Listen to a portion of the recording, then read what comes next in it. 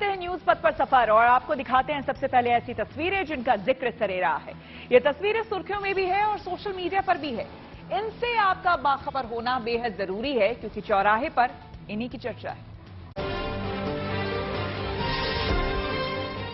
PM Modi ने भोपाल के रानी Kamlapati railway station से 5 वंदे भारत एक्सप्रेस ट्रेन को हरी झंडी दिखाई। इन ट्रेनों का अलग अलग स्टेशनों पर जोरदार स्वागत किया गया। इस दौरान कहीं ढोल बाजे पर नाच गाकर वेलकम हुआ तो कहीं मिलिट्री धुन पर। लोग इन ट्रेनों के शुरू होने से खुश नजर आए।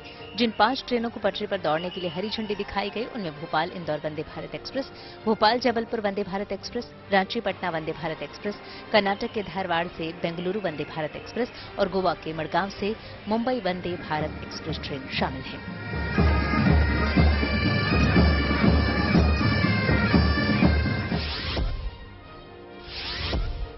मुंबई में एक शख्स को अपने स्कूटर पर 7 बच्चों को बिठाना महंगा पड़ गया। पुलिस ने आरोपी को गिरफ्तार कर लिया। दरअसल इस घटना से जुड़ा एक वीडियो सोशल मीडिया पर वायरल हुआ जिसमें दिख रहा है कि एक शख्स 7 बच्चों को किसी तरह स्कूटर पर फिट कर सड़क पर ले जा रहा है।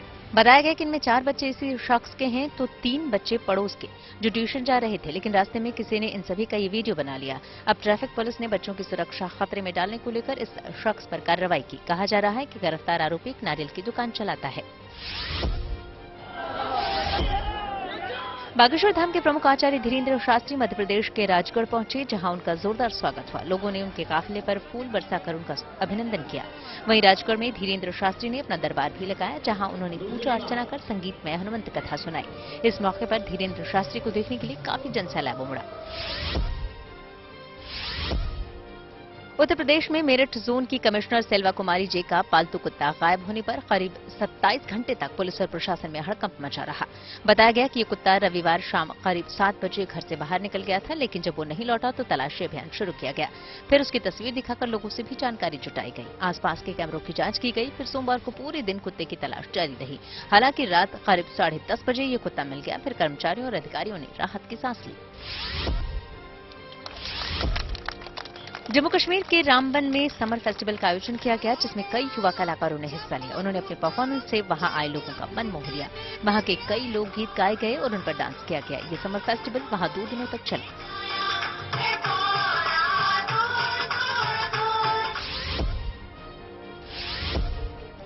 यूपी के अयोध्या में राम की पैड़ी का एक वीडियो सोशल मीडिया पर वायरल हो गया। इसमें एक लड़की फिल्मी गानों पर रील बनाती नजर आई। इस वीडियो में दिख रहा है कि लड़की पानी के बीच डांस भी कर रही है। हालांकि अब ये वीडियो सामने आने के बाद पुलिस इस युवती की पहचान करने में जुट गई।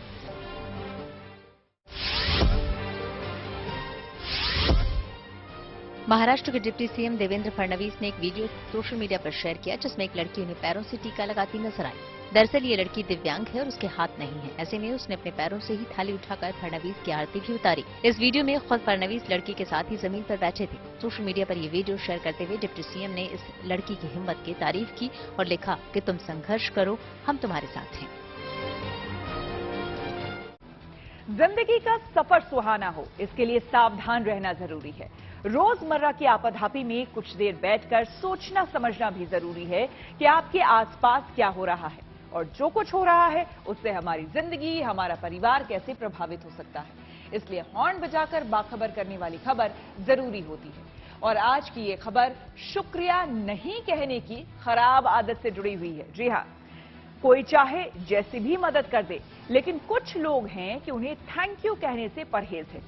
वो लोग जो किसी के काम आते हैं, उनका आभार नहीं जताना न सिर्फ शिष्टाचार के खिलाफ है बल्कि सेहत के लिए भी ठीक नहीं है। आपके लिए कोई अगर कुछ करता है और उसका आभार जताने में आपका ही फायदा है। एक रिसर्च में ये बात सामने आई है कि आभार जताने से बीपी कंट्रोल में रहता है और हार्ट रेट भी ठीक रहती है। इसलिए जरूरी है कि इसे लेकर सावधानी वाला हॉर्न बजाया जाए।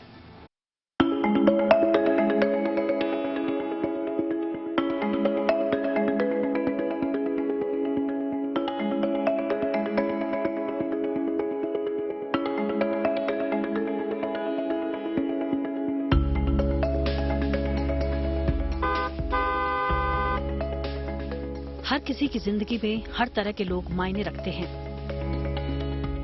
आप किसी के काम आते हैं तो कोई आपके काम आता है। कई बार पैसा होने के बावजूद लाचारी महसूस होती है। मसलन बीच रास्ते में अगर आपकी गाड़ी खराब हो जाए और कोई मैकेनिक भी ना मिले,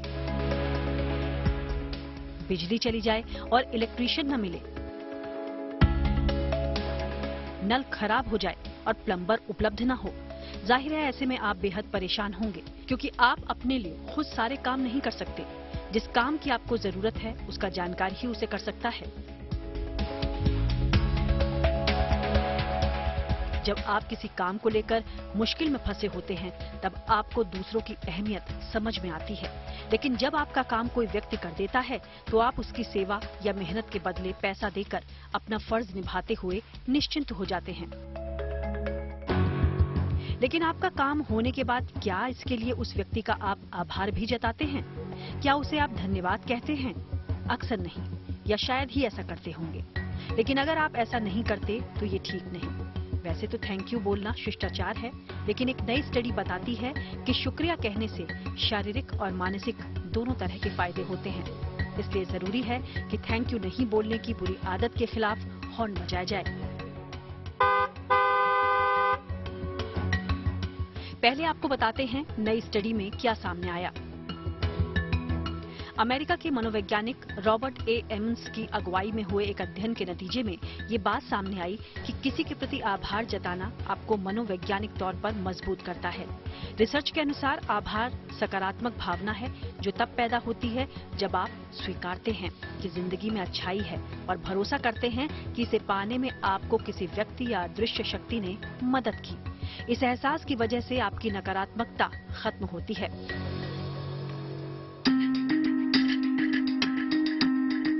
अमेरिका में जिन लोगों को स्टडी में शामिल किया गया उनसे धन्यवाद पत्र लिखने के लिए कहा गया। साथ ही जिंदगी में होने वाली सकारात्मक चीजों की लिस्टिंग करने और उनका असर महसूस करने के लिए कहा गया। रिसर्चर्स ने पाया कि इन गतिविधियों से लोगों को मानसिक स्वास्थ्य लाभ पहुंचा, उनके अवसाद और चिंता में भी कमी आई।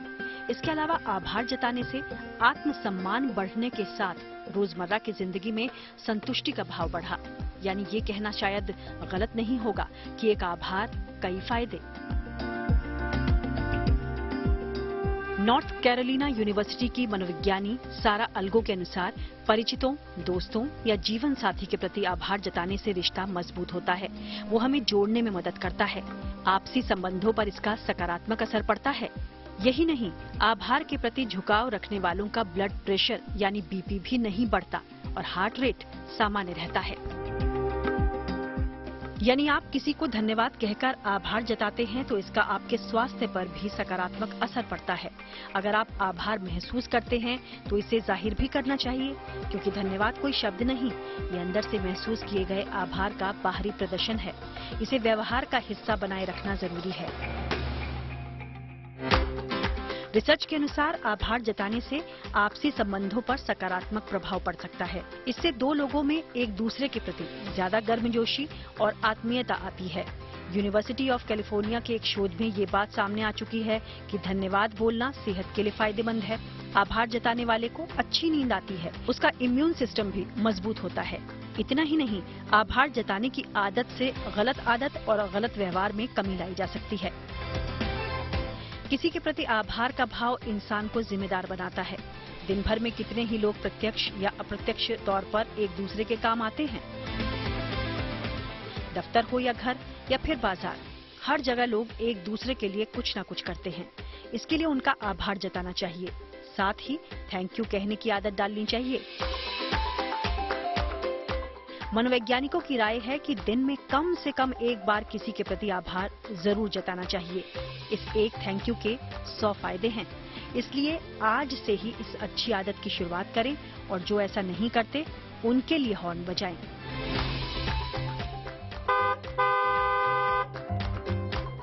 Bureau report, good news today. कोई जब आपके लिए कुछ करता है तो उसका आभार जताना बनता है। किसी को थैंक यू बोलना शिष्टाचार का हिस्सा तो है ही, लेकिन इससे आपका खुद का फायदा भी हो सकता है।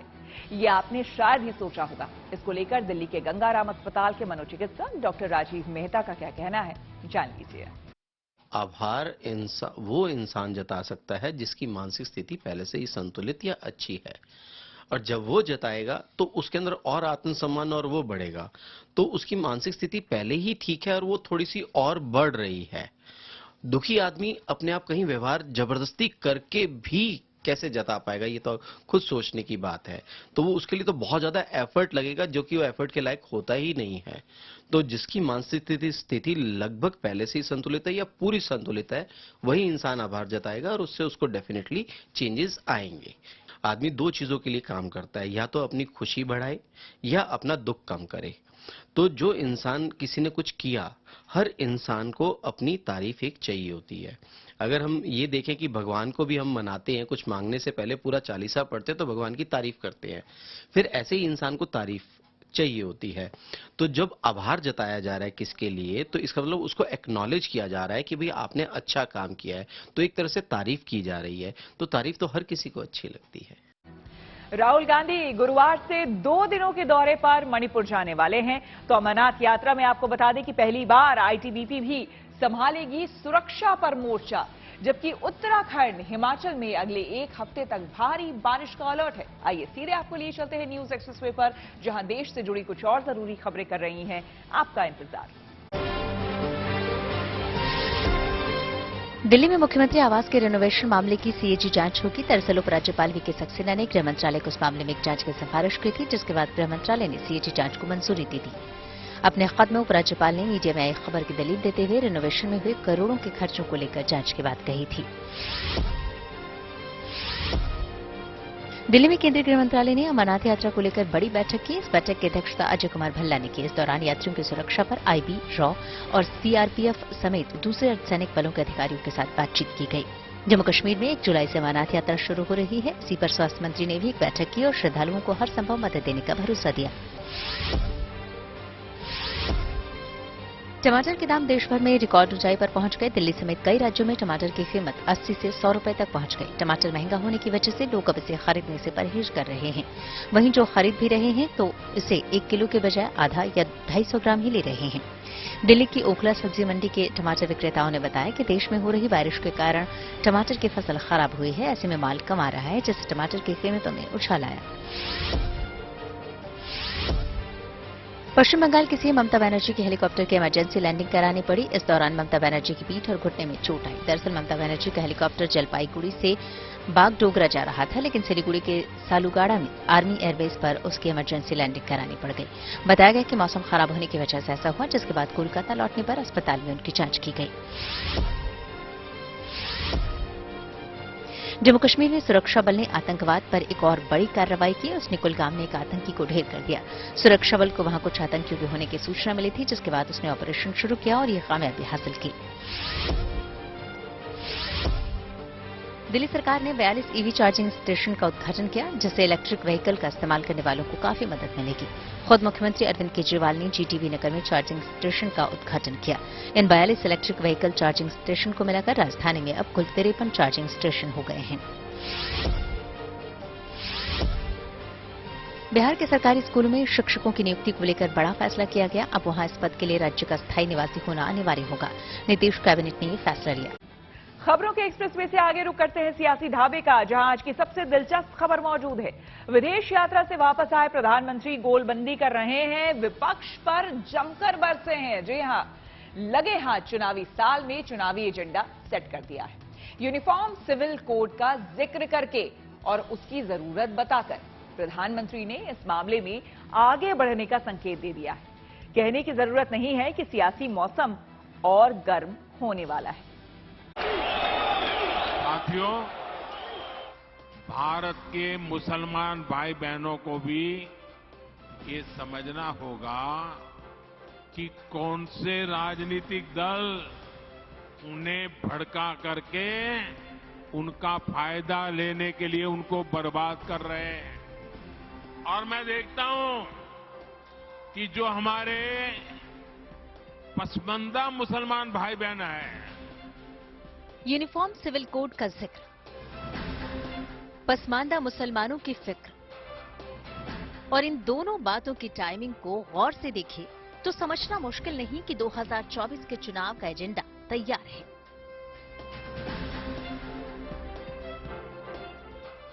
लेकिन पहले इसका सियासी प्रयोग मध्य प्रदेश में भी होना है। तो हैरत की बात नहीं कि विदेश यात्रा से लौटने के बाद जब प्रधानमंत्री ने भोपाल में पहली रैली की तो समान नागरिक संहिता यानी यूसीसी का खास तौर पर जिक्र कर गए। आजकल हम देख रहे हैं कि यूनिफॉर्म सिविल कोड के नाम पर ऐसे लोगों को भड़काने का काम हो रहा है। आप मुझे बताइए, एक घर में परिवार के एक सदस्य के लिए एक कानून हो, परिवार के दूसरे सदस्य के लिए दूसरा कानून हो, तो क्या वो घर चल पाएगा क्या? कभी भी चल पाएगा क्या? फिर ऐसी दोहरी व्यवस्था से देश कैसे चल पाएगा? प्रधानमंत्री ने यूं ही यूनिफॉर्म सिविल कोड पर भ्रम दूर करने की बात नहीं कही। पिछले कुछ महीनों से अलग अलग राज्य इस पर मंथन कर रहे हैं। उत्तराखंड में तो इस पर काम भी हो रहा है। और समझने वाली बात ये है कि नए कानून बनाने का सुझाव देने वाले विधि आयोग का फोकस भी यूनिफॉर्म सिविल कोड पर है। आयोग ने इसे लेकर आम जनता और धार्मिक संस्थानों के प्रतिनिधियों से महीने भर के अंदर राय मांगी है। यानी माहौल पहले से तैयार है। अब जबकि प्रधानमंत्री ने खुद इसका जिक्र कर दिया है, समझ लीजिए कि इसका चुनावी मुद्दा बनना तय है। तो अब आपको 2024 में जब आपकी किश्ती डूब रही है, कोई सहारा नहीं, तो आप ध्रुवीकरण करना चाहते हैं। ध्रुवीकरण में भी आप मात खाओगे, क्योंकि इस देश की जनता ने मन बना लिया है कि अब फेंकने से काम नहीं चलेगा। हमें 10 साल के जो वादे थे, 15 लाख, 20 करोड़ नौकरियां, महंगाई पे अंकुश, भ्रष्टाचार खत्म करो, ये चाहती जनता। यूनिफॉर्म सिविल कोड की नई बात कर रहे, वो हिंदू सिविल कोड की बात कर रहे। पूरे जो इस्लामिक रेफरेंसेस है प्रैक्टिसेस के, उसको वो इलीगल ट्रीट करेंगे। मकसद क्या है कि टारगेट करो भारत के मुसलमानों को, उनको ह्यूमिलेट करो। विपक्ष को लगता है कि यूनिफॉर्म सिविल कोड के मुद्दे पर बीजेपी की कोशिश हिंदू मतदाताओं के ध्रुवीकरण की होगी।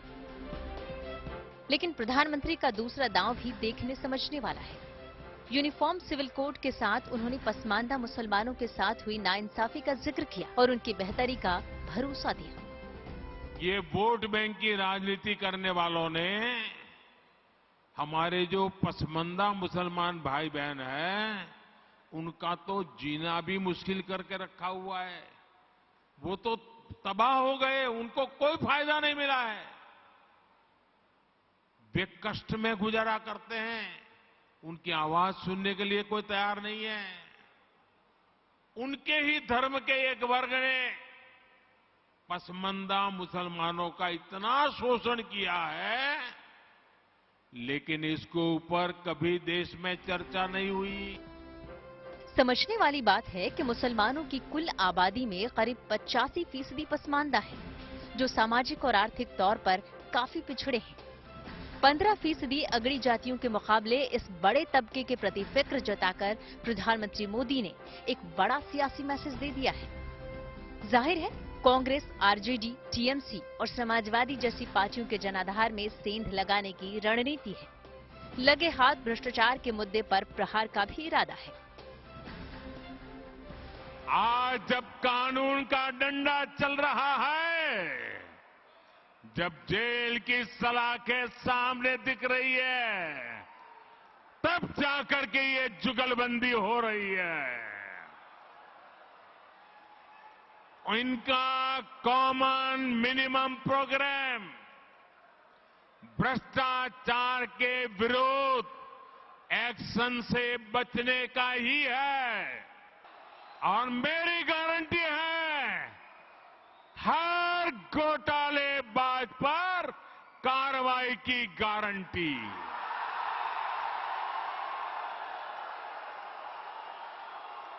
हर चोर लुटेरे पर कार्रवाई की गारंटी। पटना में जब विपक्ष की एकता बैठक हुई, प्रधानमंत्री अमेरिका में थे। वापसी के साथ ही उन्होंने भ्रष्टाचार के मुद्दे पर बैठक में शामिल पार्टियों को घेर लिया। इस तरह 2024 की लड़ाई में भ्रष्टाचार का एजेंडा भी सेट कर दिया। 9 साल से सत्ता में है, 10वां साल आने को हो गया है, अब लोग रिपोर्ट कार्ड बोलना चाहते हैं। ये कौन सी गारंटी की बात कर रहे हैं? तो बड़ी बड़ी गारंटी ली थी ना, दी थी 2014 से पहले। 2 करोड़ रोजगार, 15 लाख अकाउंट में, सबको इधर कर दूंगा। जहां का तस है देश और बिगड़ गया है, अर्थव्यवस्था ठप है, लोग बेरोजगार है, टमाटर 100 रुपए किलो पर बिक रहा है। उन्होंने इस एक बयान से जुडिशियरी का भी अपमान किया। क्या कोई फाइनल डिसीजन है? जुडिशियल आर्किटेक्चर की समझ है प्रधानमंत्री जी को? थोड़ी अगर उसकी समझ होती तो उनकी हताशा मैं समझता हूं।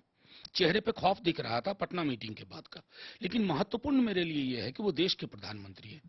हमने देखा है हमारे केस में बंद मुकदमे खुलवाए गए, तो क्या प्रधानमंत्री जी आने वाले दिनों में इसी तरह से विपक्ष के नेताओं को, उनके दलों को प्रताड़ित करने की एक सिग्नल दे रहे हैं एजेंसीज को? कहने की जरूरत नहीं कि विपक्षी पार्टियां जब बीजेपी के खिलाफ साझा मोर्चा बनाने की ओर बढ़ेंगी, घोटालों का मुद्दा और बड़ा होगा। विपक्ष भले ही इसे बौखलाहट बता रहा हो, लेकिन विपक्ष बनाम मोदी की लड़ाई में भ्रष्टाचार उस पर भारी पड़ सकता है। Bureau report, good news today. News पथ पर आगे है धन बाजार, जहां शेयर बाजार से लेकर कारोबार तक की सभी अहम खबरें होती हैं और इसका सीधा रिश्ता आपकी आमदनी, आपकी जेब से होता है। तो तेज रफ्तार खबरों के बीच ये जरूरी खबरें छूट ना जाए, इसलिए आपको सीधे लिए चलते हैं धन बाजार। शेयर बाजार में तेजी देखने को मिली। सेंसेक्स 446 अंक चढ़कर 63,416 पर बंद हुआ। निफ्टी में भी 126 अंकों की तेजी रही। निफ्टी 18,817 पर बंद हुआ। सेंसेक्स के 30 शेयरों में 27 में तेजी और 3 में गिरावट देखने को मिली। दिल्ली सराफा बाजार में चांदी की कीमतों में उछाल देखने को मिली, हालांकि सोने की कीमत स्थिर बनी रही। दिल्ली में 10 ग्राम सोने की कीमत 59,350 रुपए है, वहीं चांदी की कीमत में 300 रुपए की उछाल रही। इस तेजी के बाद 1 किलो चांदी की कीमत 71,600 रुपए पर पहुंच गई।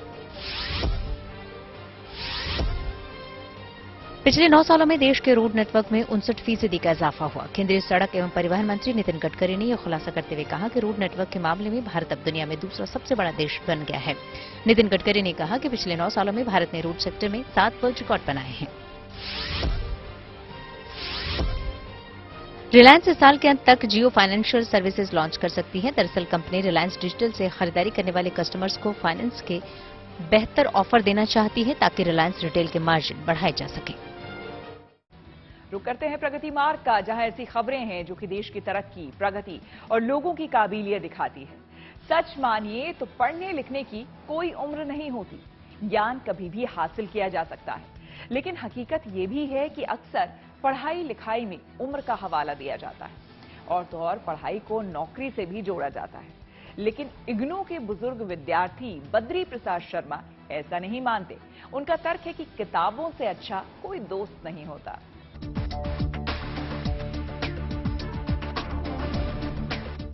उम्र महज एक नंबर है, चाहे तो बस गिन लीजिए, चाहे तो जी भर के जी लीजिए। अभी नहीं देखिए, ये बद्री प्रसाद शर्मा हैं। 82 की उम्र में भी किताबों से इश्क नहीं छूटा। पढ़ाई करके अकाउंट ऑफिसर बने, जी नहीं भरा तो नौकरी के साथ साथ पढ़ाई की। रिटायर हुए तो बच्चों ने अपने पास विदेश बुला लिया। पढ़ाई छूट गई, लेकिन जब लौटे तो दोबारा शुरू कर दी। अभी इग्नू से ज्योतिष शास्त्र में एमए कर रहे हैं। सौर मंडल में विद्यमान पिंडों में एम.कॉम जो है 61 में किया। उसके बाद में जो है वो AG4 में ऑडिटर लगा, फिर जो है अकाउंट्स ऑफिसर हो गया और उसके बाद रिटायर हो गया।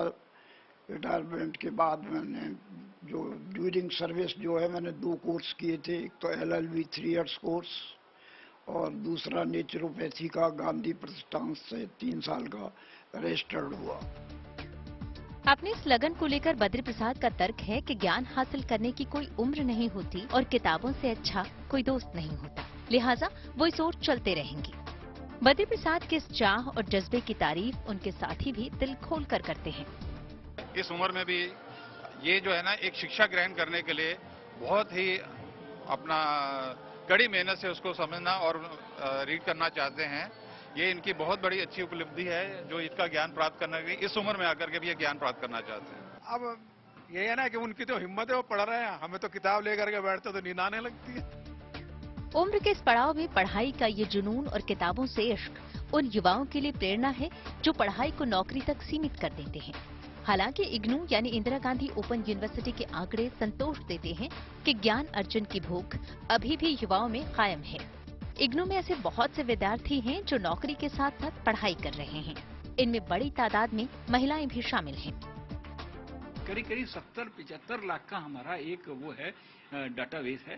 35 लाख तो एनरोल्ड हैं, करंटली एनरोल्ड हैं इग्नू में पूरे हिंदुस्तान में, और 35 लाख से ज्यादा विद्यार्थी हमारे एल्यूमनाइज हैं। एजुकेशन के लिए कोई लिमिट नहीं है, पढ़ाई लिखाई का कोई वो नहीं है, बाहर नहीं है। तो IGNOU has given an best opportunity to the students to अपनी एजुकेशन को अपग्रेड कर सकते हैं। गिनने वाले बस गिनते रहते हैं उम्र का हर पड़ाव, और यूं ही कट जाती है जिंदगी।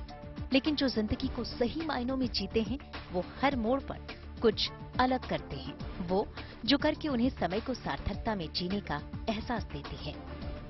पढ़ोगे, लिखोगे, बनोगे नवाब। बुजुर्ग ढलती उम्र में भी नवाब बनना चाहते हैं, अपने ज्ञान का भंडार और ज्यादा बढ़ाना चाहते हैं। ऐसे बुजुर्गों की कहानी उन तमाम युवाओं के लिए एक प्रेरणा का स्रोत है, जो अपने काम में व्यस्त हो गए हैं, अपनी नौकरी में व्यस्त हो गए हैं और आगे की पढ़ाई के बारे में नहीं सोचते, खुद को और ज्यादा स्किल्ड बनाने के बारे में नहीं सोचते। इग्नू ऐसे युवाओं को मौका देती है कि अपनी नौकरी के साथ साथ पढ़ाई भी करें, ताकि अपने आने वाले कल को और बेहतर वो इन बुजुर्गों की तरह बना सकें। कैमरामैन शैलेंद्र के साथ Manish Chaurasia, good news today, Noida.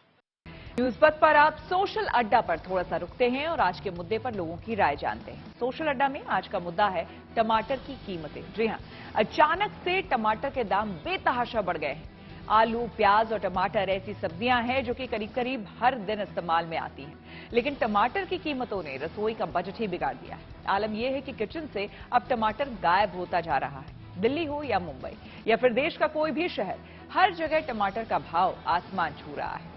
खुदरा में टमाटर का भाव 100 रुपए से लेकर 120 रुपए प्रति किलो तक पहुंच गया है, तो थोक मंडियों में 70 रुपए से 80 रुपए प्रति किलो तक मिल रहा है। कुछ दिन पहले तक थोक मंडियों में टमाटर की कीमत 30 से 35 रुपए प्रति किलो थी, तो खुदरा में 40 से 45 रुपए प्रति किलो तक टमाटर मिल जाता था। दरअसल बारिश के चलते टमाटर की फसल को भारी नुकसान पहुंचा है, तो कई राज्यों में गर्मी के चलते टमाटर के उत्पादन में गिरावट हुई है। इसके अलावा बिपरजॉय साइक्लोन का असर भी इस पर पड़ा है, क्योंकि टमाटर की पैदावार करने वाले अहम राज्यों जैसे कि गुजरात, महाराष्ट्र में बिपरजॉय का प्रकोप हुआ।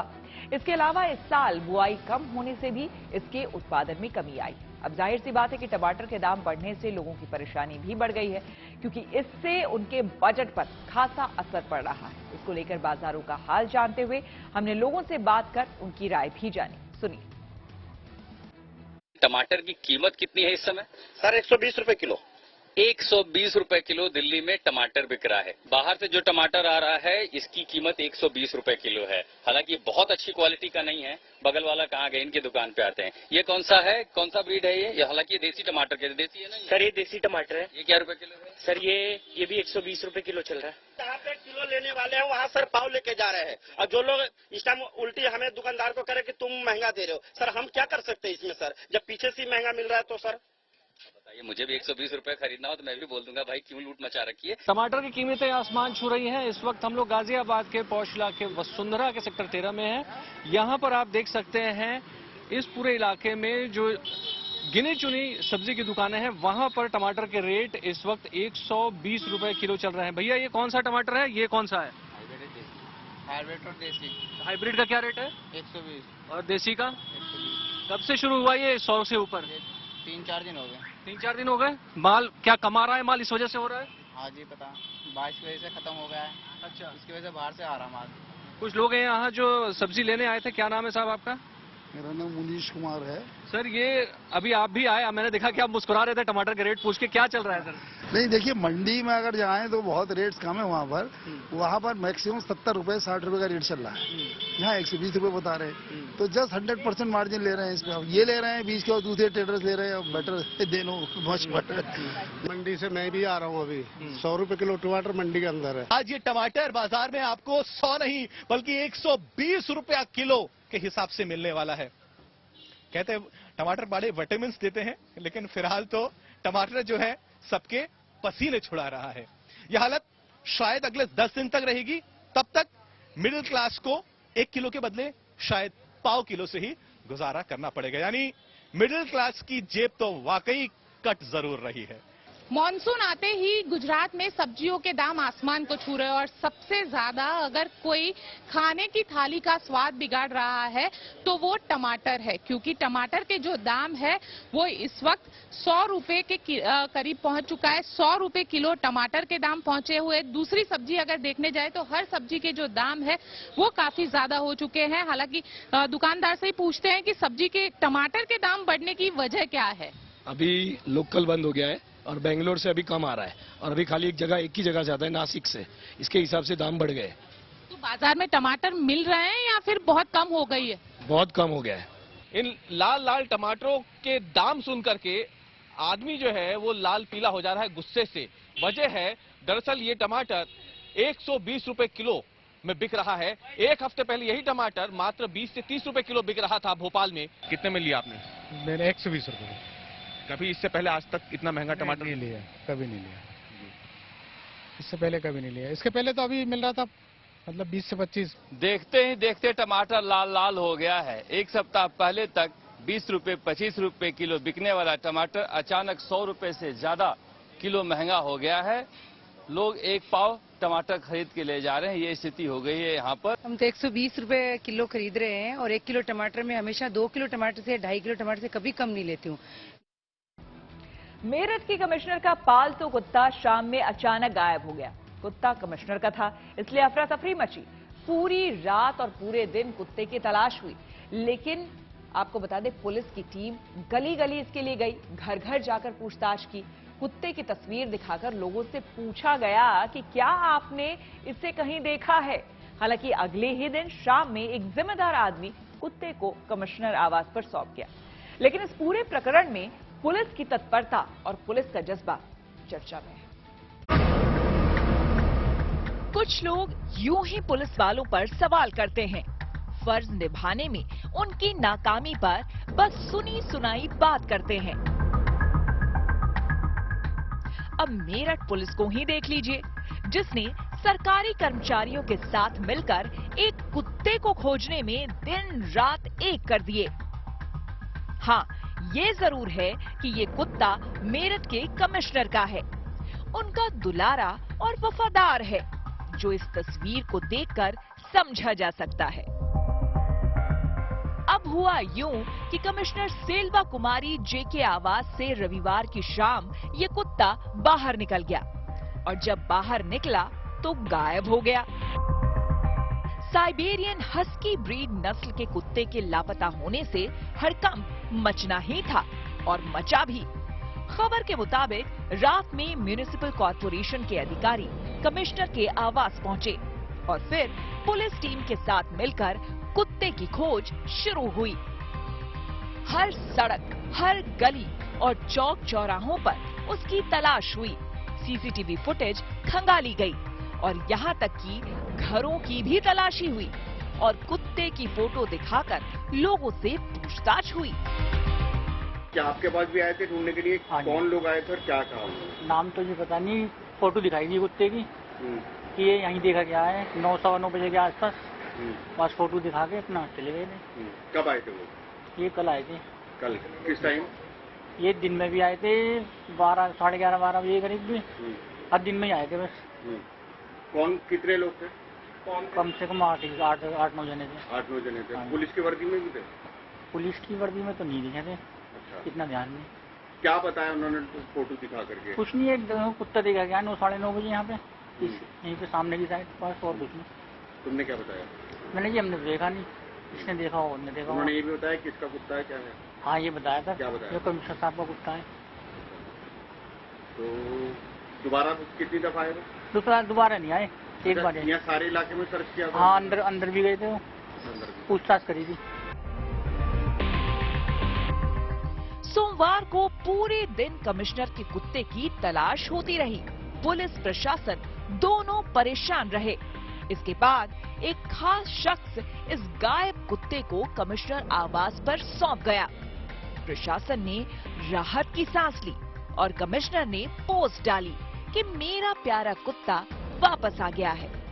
लेकिन एक पालतू कुत्ते की तलाश में पुलिस ने जैसी सजगता दिखाई है, उससे आम आदमी की भी उम्मीद बंधी है कि उनके मामले में भी पुलिस इसी तत्परता से काम करेगी। Bureau report, good news today. Google पहुंच चुका है सुप्रीम कोर्ट। जी हां, टेक्नोलॉजी से जुड़ी ऐसी ही हर एक जरूरी खबर को जानने समझने के लिए आपको सीधे लिए चलते हैं डिजिटल गली। गूगल ने जुर्माने के फैसले को सुप्रीम कोर्ट में चुनौती दी। दरअसल इसी साल मार्च में NCLAT यानी national company law appellate tribunal ने गूगल पर लगे जुर्माने के आदेश को बरकरार रखा था। इससे पहले कॉम्पिटिशन कमीशन ऑफ इंडिया ने गूगल पर 1337 करोड़ रुपए का जुर्माना लगाया था। कंपनी पर एंटी कॉम्पिटिटिव प्रैक्टिस की वजह से ये जुर्माना लगाया गया। गूगल पर एंड्रॉयड मोबाइल इकोसिस्टम में अपनी पोजीशन का गलत तरीके से इस्तेमाल करने का आरोप है। यूपी की कानपुर पुलिस ने साइबर क्राइम पर बड़ी कार्रवाई की। उसने ऑनलाइन नौकरी दिलाने के नाम पर ठगी करने के आरोपी को पकड़ लिया। बताया गया कि मध्य प्रदेश के जबलपुर से कुछ आरोपियों ने नौकरी के नाम पर पीड़ित से 12 लाख रुपए अलग अलग खातों में ट्रांसफर करवाए थे, लेकिन अब ये सभी खाते फ्रीज कर दिए गए। साथ ही पकड़े गए आरोपी से पुलिस पूछताछ कर रही है। केंद्रीय कानून मंत्रालय ने बताया कि अभी तक देश भर की 25 हाईकोर्ट में 815 ई-सेवा केंद्र बनाए गए ताकि लोगों और वकीलों को सहूलियत मिल सके। इससे समय और खर्च की भी बचत होगी। साथ ही वकीलों को ई-फाइलिंग में मदद मिलेगी, यानी एक ही जगह कई अहम दस्तावेज मिल जाएंगे। न्यूयॉर्क में दिवाली पर होगी स्कूलों में छुट्टी। आइए आपको सीधे लिए चलते हैं न्यूज एक्सेस वे पर, जहां विदेश से जुड़ी कुछ और जरूरी खबरें कर रही हैं आपका इंतजार। अमेरिका के न्यूयॉर्क में हिंदू समुदाय के लिए गुड न्यूज आई। दरअसल वहां दिवाली पर स्कूलों में छुट्टी रहेगी। वहां की स्टेट असेंबली में इससे जुड़ा बिल पारित कर दिया गया। न्यूयॉर्क के मेयर एरिक एडम्स ने इससे जुड़ी जानकारी दी। उन्होंने कहा कि इससे न्यूयॉर्क में रह रहे 2 लाख से ज्यादा परिवारों को बेहतर तरीके से त्योहार मनाने का मौका मिलेगा। अब उम्मीद है कि वहां के गवर्नर जल्द इस बिल पर साइन कर देंगी। पाकिस्तान में सिख समुदाय पर बढ़ रहे हमलों के मामलों पर भारत ने चिंता जताई। साथ ही इस मामले में दिल्ली में पाकिस्तान उच्चायोग को समन जारी किया गया। इसके बाद भारत ने पाकिस्तानी राजनयिक से आपत्ति जताई। भारत ने साफ कहा कि वहां मजहब के आधार पर भेदभाव हो रहा है। ऐसे में इन हमलों के मामले की जांच होनी चाहिए। पाकिस्तान में पिछले 3 महीनों में 4 सिखों पर हमले हो चुके हैं। रूस में छिड़े विवाद के बीच राष्ट्रपति व्लादिमीर पुतिन ने फिर अपने देश को संबोधित किया। इस दौरान उन्होंने कहा कि विद्रोहियों ने जो किया वो देश के साथ गद्दारी है। साथ ही उन्होंने साफ किया कि विद्रोह करवाने वालों को अदालत में जवाब देना होगा। वहीं वैगनर चीफ प्रिगोजिन ने मॉस्को की तरफ मार्च पर सफाई दी और कहा कि इस मार्च का मकसद तख्तापलट नहीं था, लेकिन वो वैगनर को बंद करने और इसे रूसी रक्षा मंत्रालय में शामिल करने के खिलाफ था। आईसीसी ने ठुकराई पाकिस्तान की मांग। खेल जगत से जुड़ी कुछ और खबरों को जानने के लिए आइए सीधे चलते हैं खेल चक्कर। क्रिकेट वर्ल्ड कप के लिए आईसीसी ने शेड्यूल जारी कर दिया। इस टूर्नामेंट की शुरुआत 5 अक्टूबर से होगी, जबकि 15 अक्टूबर को भारत और पाकिस्तान के बीच अहमदाबाद में मुकाबला खेला जाएगा। वहीं 19 नवंबर को अहमदाबाद में ही फाइनल होगा। वर्ल्ड कप के मैचों को लेकर पाकिस्तान के अनुरोध को आईसीसी ने खारिज कर दिया। दरअसल पाकिस्तान ने अहमदाबाद और चेन्नई समेत कुछ वेन्यू में लीग मैच नहीं करवाने की गुजारिश की थी, लेकिन आईसीसी के शेड्यूल में ऐसा कोई बदलाव नहीं किया गया। साथ ही आईसीसी ने उम्मीद जताई कि पाकिस्तानी टीम वर्ल्ड कप खेलने के लिए भारत आएगी। वहीं पाकिस्तान क्रिकेट बोर्ड ने कहा कि सरकार की मंजूरी के बाद फैसला लिया जाएगा। खबर है कि भारतीय क्रिकेट टीम के मुख्य चयनकर्ता के पद के लिए अजीत अगरकर का नाम सबसे आगे चल रहा है। बीसीसीआई ने हाल ही में इस पद के लिए आवेदन मांगे थे। पूर्व मुख्य चयनकर्ता चेतन शर्मा ने फरवरी में एक स्टिंग ऑपरेशन में नाम आने के बाद इस्तीफा दे दिया था, तभी से ये पद खाली है। टीम इंडिया के क्रिकेटर यशस्वी जायसवाल ने वेस्टइंडीज दौरे की तैयारी शुरू कर दी। उन्होंने सोशल मीडिया पर एक वीडियो शेयर किया जिसमें वो समंदर किनारे रेत पर प्रैक्टिस करते नजर आए। टेबल टेनिस खिलाड़ी अहिका और सुतीर्था मुखर्जी की जोड़ी को रैंकिंग में बड़ा फायदा हुआ। वो अब 18वें नंबर पर पहुंच गए। उन्होंने पिछले हफ्ते ट्यूनिस में WTT कंटेंडर टूर्नामेंट अपने नाम किया था। इसी के साथ न्यूज पथ में मेरे यानी श्वेता झा के साथ फिलहाल इतना ही। देश दुनिया की तमाम पॉजिटिव खबरों के लिए आप देखते रहिए गुड न्यूज टुडे।